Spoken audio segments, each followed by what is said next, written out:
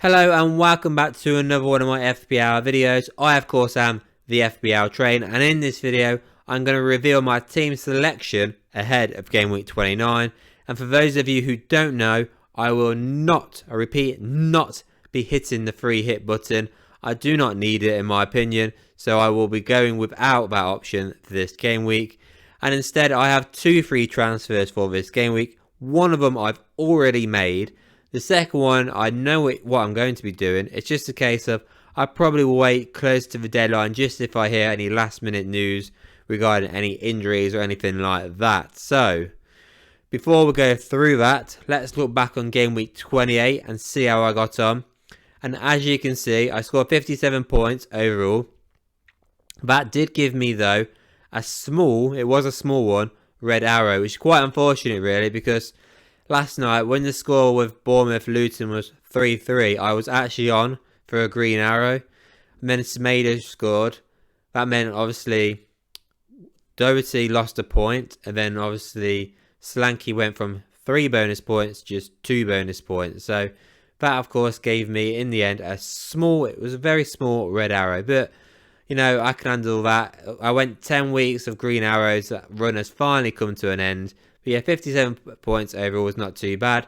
So starting off him goalkeeper wise, I mean, didn't really matter what goalkeeper I went for in the end. Both of them got 2 points. Obviously, Dubravka on my bench had a tough fixture. He obviously came up against Chelsea away from home, let 3 goals in the end.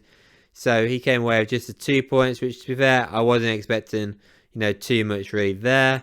But obviously, he disappointed me, let's face it. He had Burnley at home. I kind of expected a clean sheet there. Didn't happen, and he only got 2 points there, so that was a bit disappointing. Gabriel got me just 1 point overall. Bit shocking, really, from him, to be fair. Obviously, they conceded the goal, very unfortunate goal. Obviously, it was Ramsdale's fault, and obviously, he got a yellow card as well, so only got the 1 point there, which was disappointing. Udogie, though, got a nice clean sheet there. I mean, it was a great result for Spurs against Villa, so got me 6 points there. Happy with that. Doherty had the double game week. Came away with 5 points in the end. I'll definitely take it because it was looking bleak in the end. Obviously, conceded both games against Crystal Palace and Bournemouth, which I was kind of expecting, to be fair. Got that assist last night against Bournemouth. So, thankfully, I came away with 5 points from him. But unfortunately, obviously, quite a lot of people own him. So, I don't really think he did much for me, to be honest. And then, obviously, in my bench option, I had Estupiñán. Obviously, he started, which was a shocker for Brighton against Forest. They came with a clean sheet, so I missed out there and 6 points. So, if I put Gabriel on the bench instead, I would have had 5 extra points there. But, why would I drop Gabriel at the minute? I mean, of course, Charlie Taylor's 1 point, but he plays for Burnley. Midfield wise, I mean, I started obviously Douglas Luiz ahead of Luis Diaz. Both of them had tough fixtures. One had Spurs, got battered 4-0. So it weren't a great performance from Villa. So only 2 points there for Douglas Luiz. And then Luis Diaz, obviously he had Man City. And again, he only came away with 2 points as well. So it didn't really matter in the end which one I decided to drop. Both of them came away with just 2 points each. Phil Foden only got 2 points himself as well. Like I mentioned, it was tough fixture against Liverpool. And Liverpool, of course, were the better team. If Luis Diaz knew how to score goals, they would have won that game. So maybe I got lucky there that I dropped him onto the bench. Saka, another player who blanked as well, only got 2 points. Disappointing there. And then Son got me 17 points. Son really, he really did help us out this game week. So obviously he came away with 1 goal and 2 assists. Topping that off with 3 bonus points as well. Sensational performance there against Aston Villa. So yeah, really needed that really, because I do think I would have had a horrendous game week if he didn't score those goals and get those assists. Obviously, the biggest killer for me really in this game week was the fact that I don't own Cole Palmer. I sold him a few weeks ago.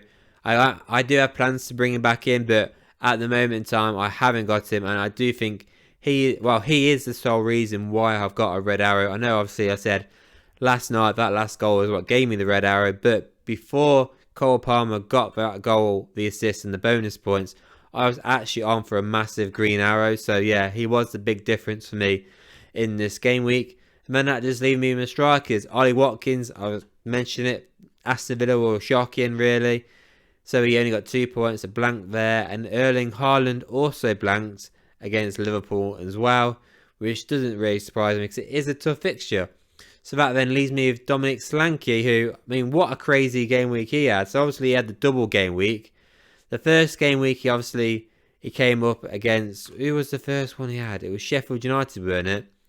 Obviously he had a penalty, he missed the penalty, and he actually ended up with no points against Sheffield United, which was looking quite horrifying looking at it.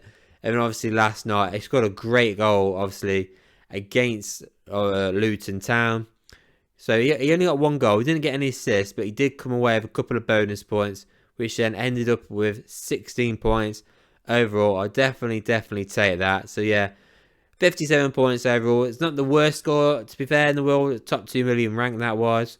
So yeah, I only went, it was red arrow by 1,000 places. So it's not the worst thing in the world. I'll definitely have to take that one on the chin. But yeah, not a bad week overall, considering I only had 2 double game week players for that game week.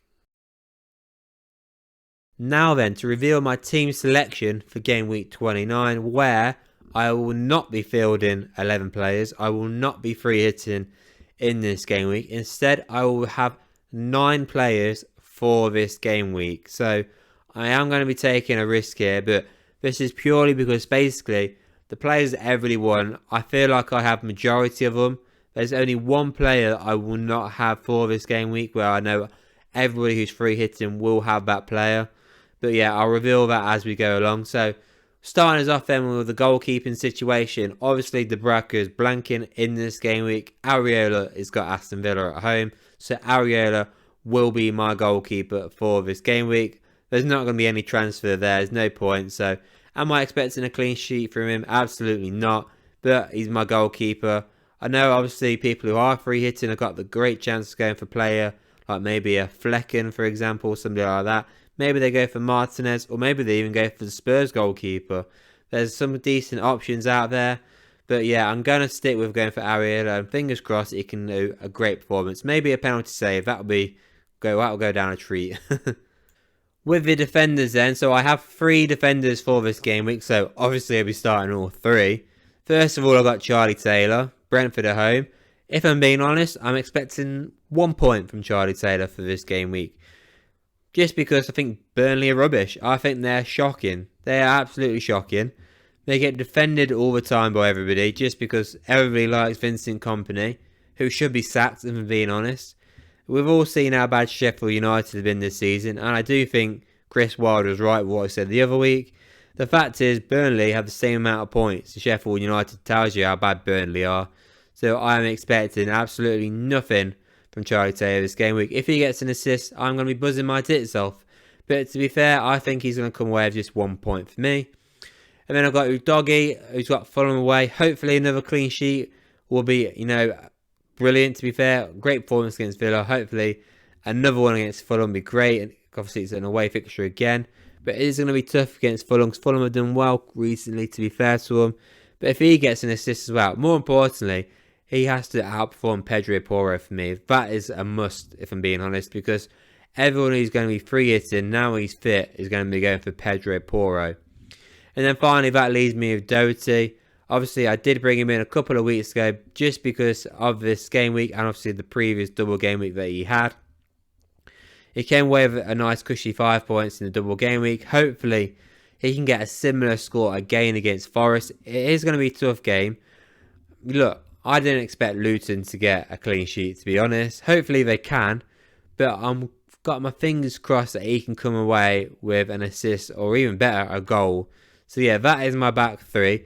Confidence-wise, I'm not that confident, but it didn't matter what defender I get for this game week. I wouldn't be confident anyway because clean sheets just aren't there this season. On to my midfielders then, and I only have 3 available midfielders for this game week. Saka and Foden both blanking this game week. Now, I could take a -4 hit, and I have thought about this, and I take out Phil Foden, which would be a difficult one to do because obviously I have a lot of value in him. as I do with Saka, to be fair. But I could take Phil Foden out and obviously bring in either. Obviously, the obvious option is Jared Bowen, maybe one of his teammates in Paqueta or Kudos, or even Elanga of Nottingham Forest. Those are the options that I could do for a -4. But I don't like taking hits, if I'm being honest, particularly if everybody else is currently free hitting. I might just I might just avoid it and just stick with the fact that I've only got 3 midfielders for this game week. So that means obviously I will have Douglas Luiz, who's got obviously a tough fixture against West Ham away. Obviously he's on penalties though, so fingers crossed he can get a penalty. I know I mentioned earlier, hopefully Areola saves a penalty. So, I'm kind of, in a tough spot there, aren't I? Because Douglas Luiz take the penalty and I want him to score it. So hopefully Douglas Luiz smashed it. Because even though obviously people are free hitting, he's not really that much of an option, to be fair, which is surprising. But the fact is he's playing away is a bit frustrating because he's still not scored yet away from home this season. Hopefully he breaks that duck though this game week. And then that leads me on to my Spurs midfielders. So I have made a transfer, like I mentioned before, and I decided to take out Luis Diaz, and I've brought in James Maddison, and this is confirmed already. I saw the fact that James Maddison was going to go up in price, so I figured I wanted Maddison in. I already knew that anyway, and I made the transfer early, so James Maddison is going to be in my team for this game week. Great player Maddison is. I mean, yes, obviously I could have gone for somebody else like maybe a Kuleveski, but I thought the fact is he scored a goal helps as well against Aston Villa, and obviously got an assist the week before that. But before even then, he's been sensational this season when he's been fit, Maddison. Obviously, after this game week, he's got Luton as well at home, so it's not like this is a 1 week pump for me. He's got a nice fixture in game week 30. 31 is not the worst, and then 32 he does have obviously Forest at home, so he's got some decent fixtures coming up. So yeah, James Maddison, I'm happy with the choice. I'm happy I made that transfer, and I'm happy he's in my team. And then that obviously leaves me then with Son, of course, going to be my captain for this game week. I mean, it's a toss-up, to be fair, between him and one of my strikers, but I think I'm just going to go for Heung-min Son because, I think he'll play up front, and I do think he'll score a goal against Fulham.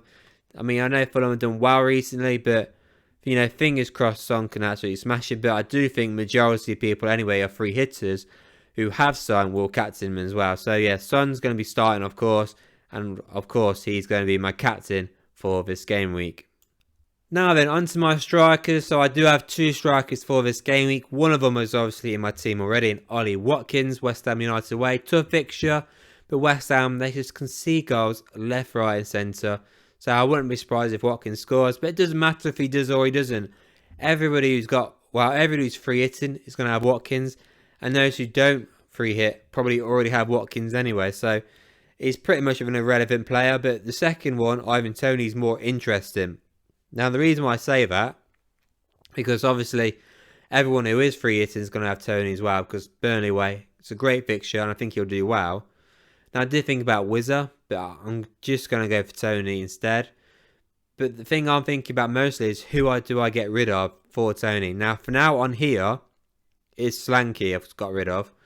But I'm changing my mind more and more. So what I'm thinking is getting rid of Erling Haaland instead of Slanky. Now, the reason why is because, obviously, they're both blanking in 29. When they come back to game week 30, Bournemouth are at home to Everton, Crystal Palace, and then they're away to Luton. That's a nice set of fixtures coming up. Whereas Erling Haaland, on the other hand, he's going to be playing Arsenal at home, which I don't think he's going to do well in. I mean, he could do. Aston Villa at home, and then Crystal Palace away. Now, I'm thinking more and more, you know what, I might just get rid of Erling Haaland, because Erling Haaland's 14.4 million. I bought Erling Haaland at 14 million, so that's 4 million there difference. Slanky is currently 7.2 million. I bought Slanky when he was 6.4 million. So that is 0.8 million. That is double the difference, right? So that is a big, big difference. So if I did get rid of Erling Haaland for game week 29 for Ivan Toney and quickly replace him back, obviously, with Erling Haaland, it would be only like a 0.4 million difference. Whereas if I get rid of Solanke for Ivan Toney and I want to bring Solanke back in straight away, then that would be a 0.8 million difference. So the more and more I'm talking about it, I know I've still got it down as Haaland in my team. I'm actually now thinking I'm going to sell Erling Haaland and bring in Ivan Toney, which is a gamble, a massive gamble, because obviously I can still bring in Erling Haaland back for game week 30, but then I might not bring him back in for 30 because he's got Arsenal at home, which is going to be one hell of a fixture, to be fair. But yeah, oh my God, that's what I'm thinking. Because obviously I don't need to bring him back straight away. And then there's also the option of wildcarding later. Oh my word.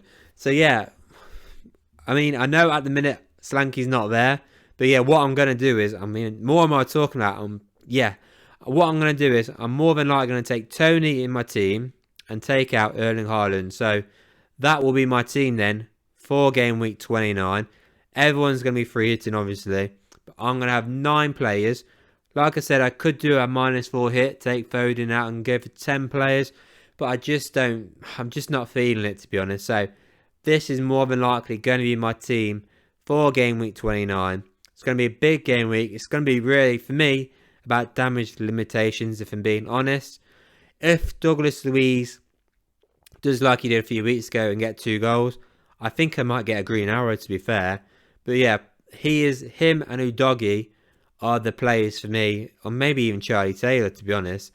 Those are the players. If they perform well in this game week, I'll get a green arrow because everybody else is just going to have the same old players. So yeah, wow, big game week for me.